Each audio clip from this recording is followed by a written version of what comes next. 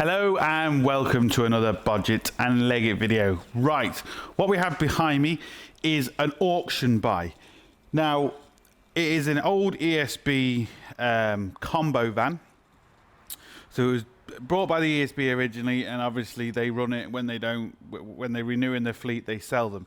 Now, obviously anything you get from the auction is a risk. This was a non-runner. I don't know if the customer knew it at the time, but half the bits, well I say half the bits, the intercooler, the radiator, they're all in the back. Even the front seat is in the back of it. Don't know if it runs. He's asked me to put everything back and see if it runs. Now, in my experience, they only take things out of vans when the van is not running, and they swap it with other vans. They buy a fleet of the same vans, and once one stops, they'll take bits out and swap it with another one that still runs. That's kind of my experience. So I think there's something wrong with this. Don't know what. It could just be maybe the radiator is leaking and they were going to swap it out of another one and they didn't bother and they put it in the auction. I honestly don't know. All I've done is put the battery in it because the original battery was gone. Now you might say, well, why not just try and start it and see without putting everything back together? Yes, possibility, but some cars might not start if it hasn't sensed that there's water in it, or the radiator's in it, or that the turbo pipe is disconnected. You know, it could just be 101 reasons. I'm just going to quickly stick everything back, just pour some water in and just see. It might not start. I don't know. I personally don't think it's going to start, but we'll see. So I'm going to quickly take you around it, see what you think, and we'll get cracking. As we can see, it is just a beautiful, beautiful beast. To be fair, the engine doesn't look too bad.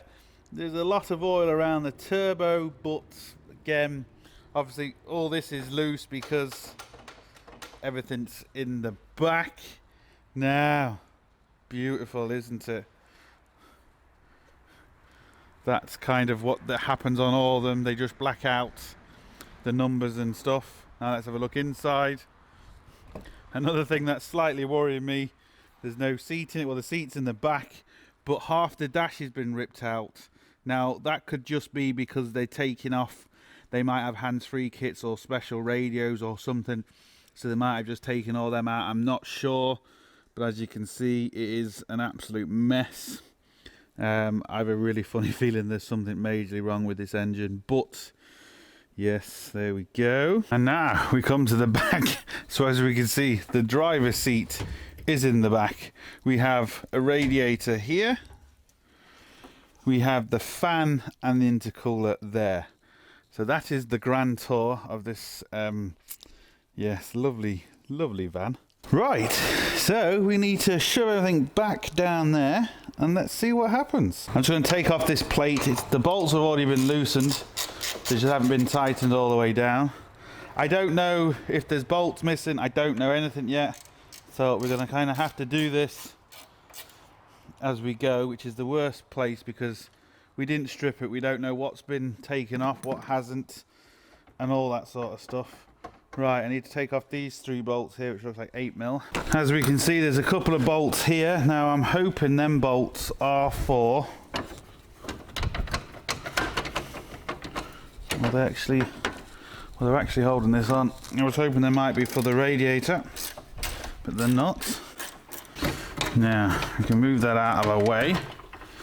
Not going to be able to completely take it off because we've got the bonnet catch, but I don't particularly need to take it all the way off. We have, this should be for the fan. So we have the switch or the wire for the fan, which is good. Or maybe this one is. This one then, not sure what that one's for. No, not sure what this one's for. Don't know if it was even used. Could have been, oh, hold on. Ah, I see what it's for. You're not going to be able to see, but on the bumper, there's a thing, and it's obviously, there we go. It's obviously for the temperature, and outside temperature. So that's just plugged in back to the bumper. This one here, again, you can't quite see, but this one here, let's just get you in a bit better. This one here is for the fan. Now, we have an intercooler pipe. This one, I can't quite see, looks like a water pipe. We have a water pipe down here. Well, we have a water pipe here, an intercooler pipe down here, this one, and this one is the water pipe, and this one is the intercooler pipe. So now this obviously has to go on this way because this is where the connections are facing in towards the engine. So you can see these clips here, here and here. There's a couple of bolt holes. That's to fit the fan on. The intercooler goes to the, as you're looking at the vehicle, to the front. The fan then kind of hugs round the back. So they're both connected, but one goes round the front, one goes round the back. Now, I'm struggling to find all the nuts and bolts and stuff for it, but I'm not particularly worried about that yet. I can always, there's only a couple of bolts here and here. I can get them in once it's actually on the car. All I'm worried about is getting it in the car just to see if we've got a leaking radiator, if it starts, if it does this or if it doesn't, you know, just so we know basically what's going on. So I'll try and feed this down here, which looks like it's going to be very awkward because there's no room. Well, to be fair, it looks like it's going to have to come from underneath. That's what it looks like. I don't think there's going to be a way of putting it from the top. Now, the bumper was taken off, so that's maybe a key. Unfortunately, my lift is full, so I can't use the lift. But there's only a cable tie holding the bumper on, so let's take that off. Now, that's the bumper off. This is why they disconnected this sensor, so the bumper can come completely off. So, I just moved that out of my way, and just move the camera back a bit. So you can see we've got no bumper. Hopefully I can feed it through this way. And yes I can. Now, as I'm doing this, I can start putting some of the hoses in. This is not really a how-to video, just more of a what can happen if you go to an auction. Seems to be missing the bottom cross member, which should hold up the radiator. I'm just going to plug the wire in for the fan. There we go. That's in. This is falling down. Yeah, it's not great this. There's a lot of stuff missing. The clip for the bottom turbo pipe is missing. So even if I do get it started, I'm not going to be able to drive it because it's just going to blow the bottom pipe off. That might be inside the vehicle though, so that might not be the end of the world. But yes, definitely doesn't seem to be anything that I can use to hold this up. So just for the time being, I'm going to get a couple of cable ties just to wedge it up for me, just to keep it in place long enough for me to start it. If it starts, I can worry about kind of doing all this properly, but at the minute, I'm not. Just something to kind of hold it roughly in place for me. So it's round about there. It needs to be held in. The top turbo pipe, which the clip is there, which is good. That's clipped in. Now I'm just going to use my radiator clip pliers. Hopefully I should be able to show you that. You can see just here, hopefully it's coming through. Just a bit too far turned down. Hope I can grab it. There we go. Now use it properly. So squeeze these together, and as you squeeze them together they lock, which means then you can just very easily move the clip to where you want, press this little trigger, clip comes off and it's in sorted. We'll just do the other one, and again the other one. Yeah, I can turn that lucky enough. Squeeze it together. There we go. Now we're kind of in place as such.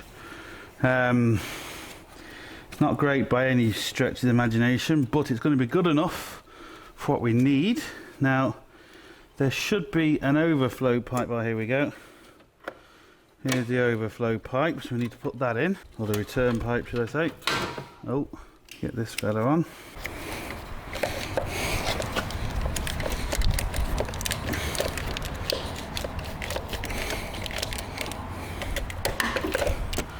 Did not want to go in, but it's on.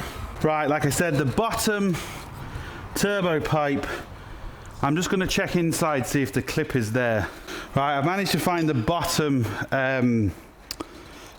I think it's the bottom brackets for the radiator. And also the clip, which is important because this could stop the car from starting. Now that's clipped in. Top one's clipped in, so that's at least, theoretically, it should be now a sealed unit. I'm just going to fill it with water. It's been charging the battery, so we should have plenty of juice to crank this mother over.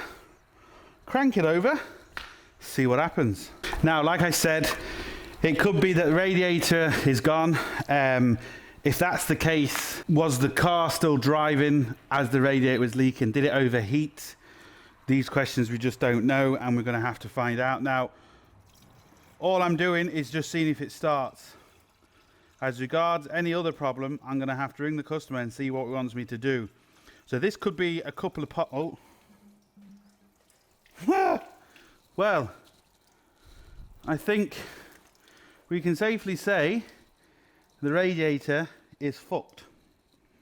Right, now we have a slight problem in the sense was, did a stone just hit this and the driver pull over straight away? Did he keep driving? Did he even notice the temperature going up? Did the car stop because it overheated and blew the engine? These questions I just don't have the answer to yet. But I'm going to crank it over now and see exactly what happens. If it starts, okay. If it starts rough, well then we know there's a problem. If it doesn't start at all, well then we have a problem. So, all we can do is try. Fingers crossed. We have ignition lights, which is a good thing. Everything seems to be fine. Just turn the radio off. And now go for it.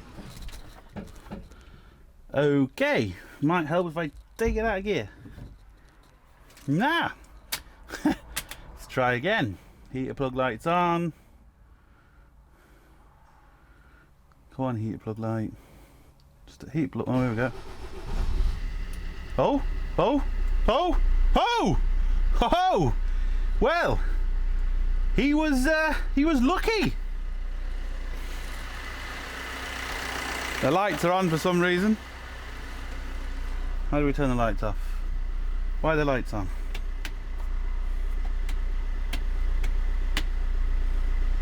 Anyway, not bothered about lights.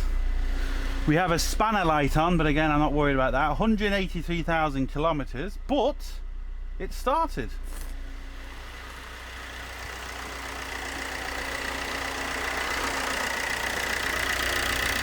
The fan is running, which could just be a dodgy temperature sensor or something like that, because the fan shouldn't be running now.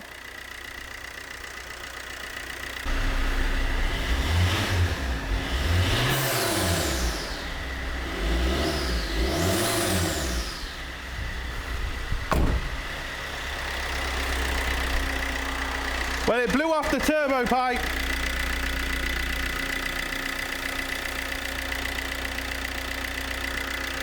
Try that again.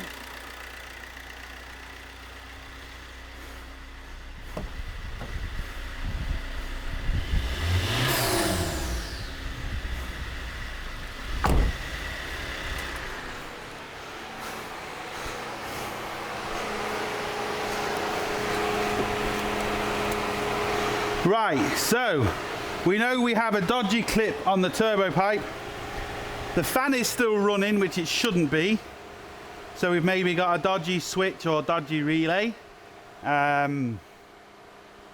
We know we have a leaky radiator, but I think he's been quite lucky. So I'd say what's happened is the radiator has burst. Let me disconnect this fan. If I can do it without getting my hands ripped off.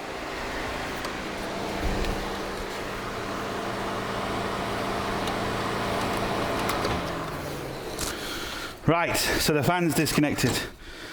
So, what I say has happened is, he's been lucky to be fair, because the engine does sound okay. What's obviously happened is the radiator had burst for whatever reason, but there is a but. We do need to get a radiator on this and actually test it properly, because obviously just going off that still doesn't mean we haven't got a head gasket problem. The head gasket could be leaking and it could be overheating. But obviously this engine is cold, it's been off the road for 3 or 4 months, so it's going to start anyway. There's a chance it wouldn't have started without putting especially the turbo pipes on and the intercooler anyway. But yeah, so I say he's been lucky, and that's what you can kind of expect when you get something from the auction. You never really know. It is a risk. So that's it really. It's going to be that's going to be this for this video. I don't know if there's going to be any other videos, because I don't know if what he wants me to do with it, because it still needs a lot of work. It needs the seat fitting, which isn't a big deal. It obviously needs the radiator fixing. It needs the fan fixing. Why the fan's staying on is another problem. And yeah, it's going to need a service and a few other bits like that. But at the minute, it seems to be okay. So yeah, that's it. Look, hope it helps. Thumbs up and subscribe. Don't forget, get your hands dirty. Check out our forum, our shop and all that. And that's it. See you for the next one.